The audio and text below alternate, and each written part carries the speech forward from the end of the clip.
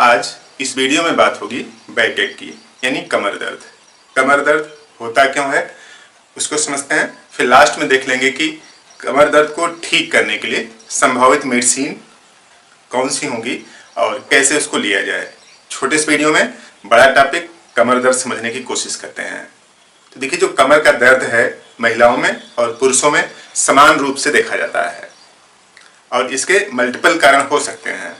और सबसे पहला जो कारण हो सकता है वो स्पाइन से जुड़ी हुई हो सकती है। स्पाइन यानी बैकबोन। यूं समझिए कि जैसे बैकबोन है, इसके अंदर स्पाइनल कार्ड पाया जाता है और स्पाइनल कार्ड इस ब्रेन का कनेक्शन पूरी बॉडी से करता है। यानी इस तरह समझे कि बाईपास टाइप का है, यानी यहाँ का इंफॉर्मेशन पूरे शरीर में डिस्ट्रीब्यूट करता है और वापस इकट्ठा भी करता है।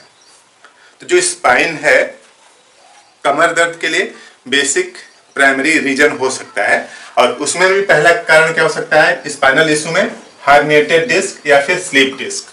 दरअसल होता क्या है कि ये जो स्पाइन है छोटी छोटी हड्डियों के मिलने से बनता है।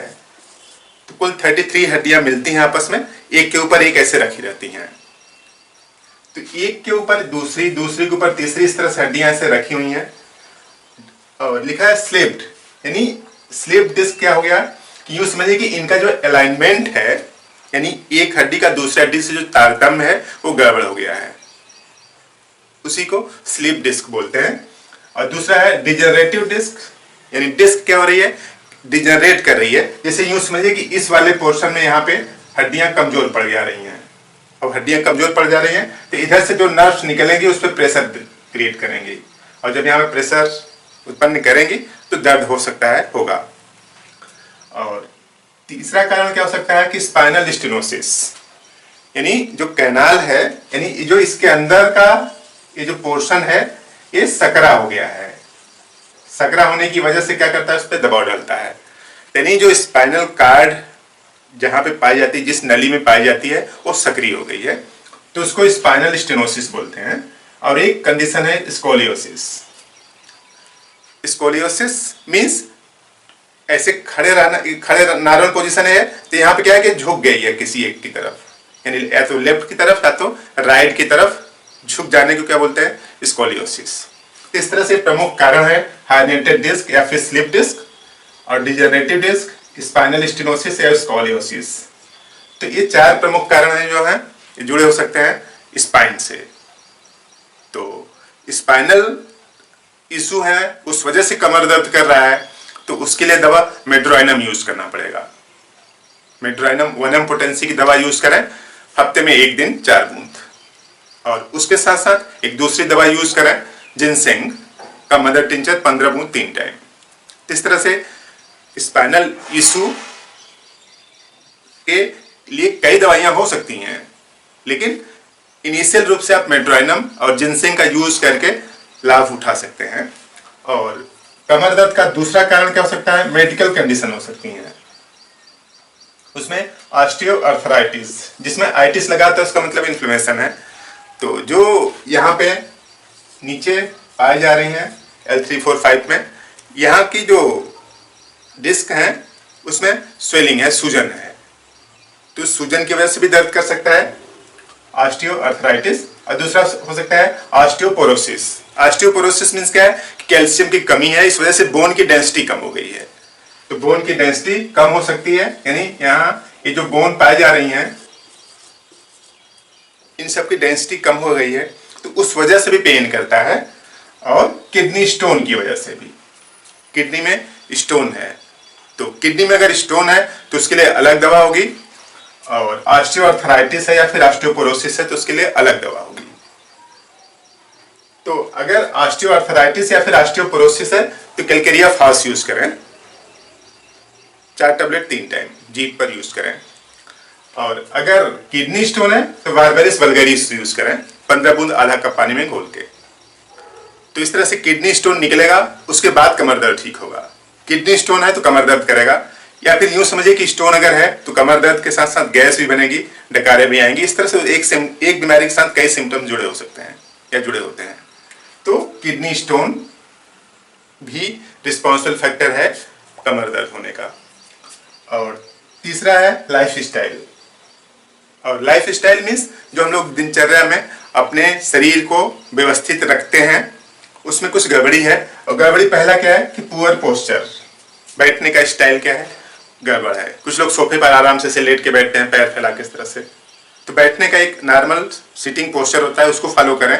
बेतरतीब ढंग से बैठने की वजह से एक दिन में बैठने से नहीं होगा। लगातार अगर इस तरह से पोस्चर बना रहा है, पुअर पोस्चर यानी गलत पोस्चर, उस वजह से भी स्ट्रेस नर्व पर पड़ता है, उस वजह से भी दर्द करता है, तो उसको सुधारना होगा।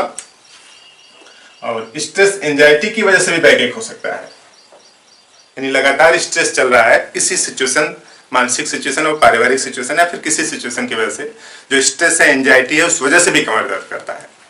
तो स्ट्रेस एंजाइटी भी हो सकता है। ओबेसिटी, वजन ज्यादा है, नॉर्मल से ज्यादा वजन है। नॉर्मली होना क्या चाहिए था, 1 फीट पर 12 केजी वजन होना चाहिए था। एडल्ट में अगर लंबाई 5 फीट है तो वजन 60 किलो होना चाहिए था। अगर 6 फीट है तो 72 केजी के आसपास होना चाहिए। अगर इससे ज्यादा है तो यूं समझिए कि ओबेसिटी के शिकार हैं। तो ओबेसिटी की वजह से भी बैकएक हो सकता है। और पाइल्स भी, अगर बवासीर है तो भी कमर दर्द करता है। तो पाइल्स की वजह से भी कमर दर्द होने की संभावना है। इस तरह से कमर दर्द के मल्टीपल फैक्टर हैं। और मसल्स आर लिगामेंट स्ट्रेस, जो मसल्स लिगामेंट पीठ में है यानी बैक में जो सपोर्ट करते हैं, उन सब का टियर है या फिर स्ट्रेन है, उस वजह से भी दर्द करता है। जैसे नॉर्मली होना क्या चाहिए था कि वजन दोनों हाथ से उठाएं। कुछ लोग 20 किलो उठाना तो एक ही हाथ से उठा लिया। तो इस तरह से एक तरफ के लिगामेंट यानी जो बॉडी के लिगामेंट टेंडन है, उन सब पे ज्यादा लोड पड़ेगा। तो इस वजह से भी संभावना बनती है कि कमर दर्द करे। इस तरह से कमर दर्द के मल्टीपल कारण हो सकते हैं। तो उसके लिए मल्टीपल दवाइयों का भी यूज करना पड़ेगा। कौन सी दवा कैसे लिया जाए, इसके लिए आपको किसी से कंसल्ट करना पड़ेगा बेहतर रिस्पांस के लिए। क्योंकि देखिए इतने मल्टीपल फैक्टर हैं। और जैसे किडनी स्टोन की हमने एक दवा बता दी, बारबेरिस वल्गैरिस, तो इसके अलावा भी कई और दवाइयां हैं किडनी स्टोन के लिए भी। उसी तरीके से ऑस्टियोआर्थराइटिस, ऑस्टियोपोरोसिस के लिए भी हैं। और उसी तरीके से ओबेसिटी के लिए अलग दवा, स्ट्रेस है तो उसके लिए अलग दवा होगी। तो यानी किस इंडिविजुअल में बैकएक यानी कमर दर्द का कारण क्या है, उस कारण के बेसिस पर उसकी दवा अलग होगी। तो यूं समझ लीजिए कि जो बैकएक है एक बड़ा टॉपिक है। तो डायग्नोसिस से पता चलेगा कि उसको जो बैकएक है उस किस कारण से है, तो उस कारण का ट्रीटमेंट होगा, तब आसानी से इलाज संभव है। अगर आप सोचते हैं कि बैकएक की कोई एक दवा होगी उससे बैकएक ठीक हो जाएगा, तो सिर्फ पेन किलर हो सकती है। और होम्योपैथी में कोई पेन किलर नहीं आती है। तो हम लोग बीमारी के पीछे का जो बैकग्राउंड कारण रन कर रहा होता है उसको ठीक करते हैं।